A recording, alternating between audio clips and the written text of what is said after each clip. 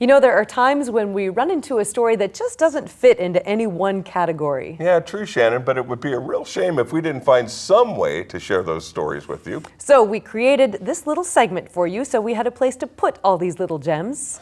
And what else could we call it other than your Jackson County Potpourri?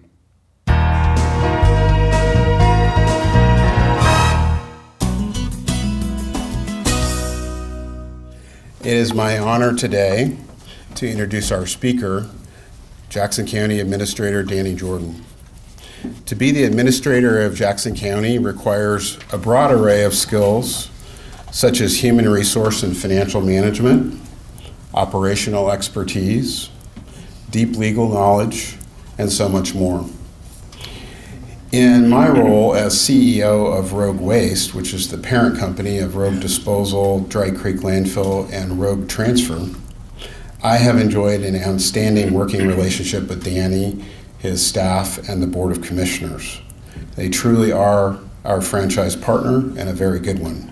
Please join me in welcoming your Jackson County Administrator, Mr. Danny Jordan.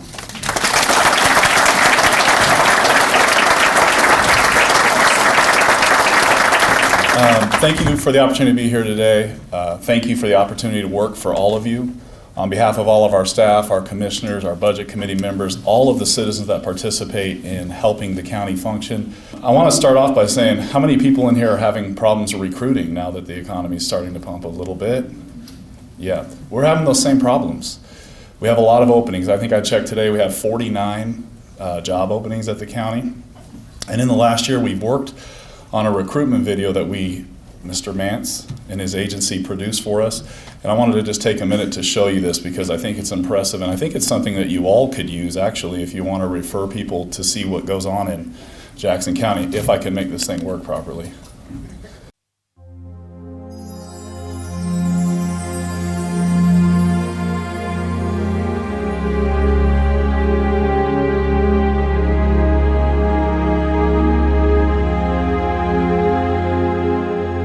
There's just something about this place.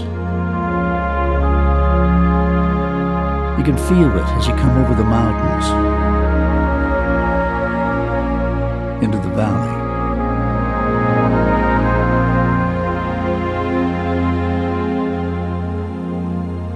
It calls to the artisan, the outdoorsman, the adventurer, the storyteller in all of us.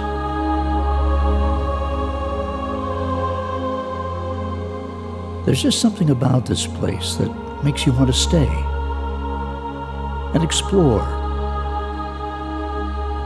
and breathe.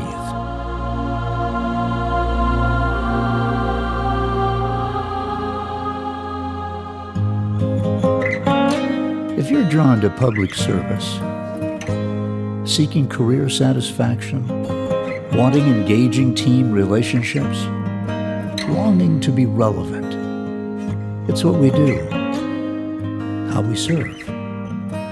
It's true, Jackson County is an extraordinary place to live and work. Hi, I'm Danny Jordan, Jackson County Administrator. We're a county that is rich in natural, civic, and cultural resources. We value our team members with great benefits, and we challenge them to be innovative and passionate about what we do here. Whether you're looking for that perfect place to begin or finish your career, I want to invite you to take a closer look at Jackson County.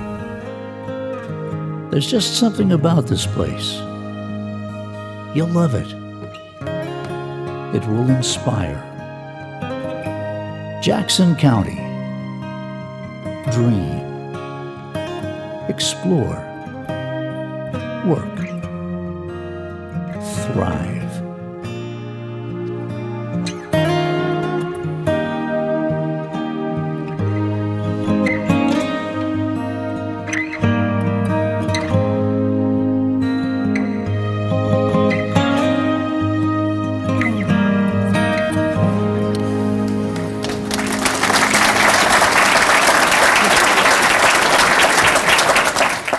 So what I want to talk about, many years I've came to do this presentation or went to other groups and done presentations and talked about things that have occurred, at least while I've been here as the county administrator, and none of the things that we accomplished are because of one person. They're because of everybody who has worked here during, before, and will continue to work for the county after. But I've said multiple times that we spent over $200 million building capital projects in the last 10 years. So I'm going back till 2009. As I said, I started in 2006. One of the things I want to say about that, and the point I'm trying to make here, is we built $200 million in capital projects without asking taxpayers to fund one dime of it through general obligation bonds. We have built it without asking for more taxes. I'm just going to run through several of these real quick. This is our emergency communications of Southern Oregon, where 911 and dispatch occurs. The county built this and leased it back to the ORS 190 group, the 32 or 33 agencies that participate in it. This is our jail Sallyport. We built a new jail Sallyport and moved the sheriff's office out of the basement of the jail in order to build more jail beds. We were hoping to get at least 10 more years out of the current jail before we needed to come and ask for a new one. We remodeled the basement where the sheriff's office was to add 62 beds. We built the sheriff's office. This building is our Health and Human Services facility, $21 million. We built a parking garage. We built a county clinic, which Rogue Disposal and Recycling and Rogue Federal Credit Union participate in a employer-sponsored health clinic where we provide services free of charge. And I know that sometimes upsets people, to our employees. The reason why we deliver it free of charge to our employees is because we're buying it at wholesale. Justice Court out in Central Point, beautiful building. Central Point worked really well with us on this one. This was a property that we bought that we had to annex and go through a big process. Our district attorney's office, you know that we had some offices that used to be, I think, real estate offices that were bombed, not adequate for our district attorney, and we were able to do this. We did a complete renovation over a period of about 8 years on the Jackson County Courthouse. Probably one of the nicer ones that we've done in the county, our airport terminal. We built a new tower. We built new runway, taxi, and parking upgrades. We needed to do this to get bigger airplanes in, cargo and freight buildings. You've seen the Blue Sky project out at the airport. We built a new consolidated car rental maintenance facility at the airport. We built this lovely snow removal equipment building, once again a local contractor, S&B James. This is one of the ones I'm most proud of. It's a small one, but this really was a great effort by our Roads and Parks Department. Our staff did a lot of work on the project, $5.8 million at the Expo Park. This thing has doubled our anticipation and revenue projections from the pro forma that we did. So over $200 million. Now, I didn't include a lot of things. We don't include like road projects or, but literally these are kind of the big things that people see that represent our community. You've heard a lot about we need a new jail. A new jail isn't something we're going to build without having to have some help to pay for it. I can tell you that I've been quoted in the paper as saying a new jail, a 750-bed jail with capacity to expand to 1,000 beds would cost at least $100 million. I think that we could almost triple our capacity, but only double the operating cost if it's designed properly. Our current jail budget's about $14 million. We would anticipate going to about $28 million, which is doubling it, but we would triple the capacity. Why do we need a new jail? So in 2006, we went to the National Institute of Corrections to come here and do an assessment of our system. We want to know, are we doing all the things we need to do before we need to go out and ask for a new jail? And what they found is that we have a really good alternatives to incarceration. They did, however, say, though, that a 230-bed jail at the time was inadequate, that we would need roughly 600 to 650 beds to serve the population that we have here. In 2017, we need an estimated 750 beds. So we're talking 10 years later after we went to the NIC, and it's an estimate. We would, of course, go through a process of determining, how many beds we really need. A lot of people don't understand this, but in 1995, Oregon changed the law under Senate Bill 1145, and people are no longer sentenced to jail. They're sentenced to the custody of the supervisory authority. And the reason why Oregon did that is because it's less expensive to put people in alternatives to jail. It's less expensive to put someone in mental health treatment or drug and alcohol treatment than it is to hold them in jail. What we have happening here is really a large overbearing presence of pre-trial people who are being arrested and brought to jail who haven't even gone through the system yet. And so each year we're force releasing 4,000 people, we're risk releasing 3,000 people. I say risk releasing because if we had jail beds, we wouldn't release them. We're just forced to release them, and we're picking the best of the worst to release. as opposed to those that we really don't think will go out and cause harm or damage. A couple of things that are interesting here, if you look in 2017, this is just in 1 year, a total of almost 14,000 warrants entered into the system. About 70% of those were for fail to appear. The reason why someone fails to appear is because they get let out of jail and before they go to court, and they just don't show up because they know if they get caught again, they'll be let out of jail. Just kind of as an example of what a few jail beds can do, we opened back up the 62 jail beds from the basement about a year ago. That just those 62 beds reduced our forced releases by 800. So it makes a huge difference to have a number of beds.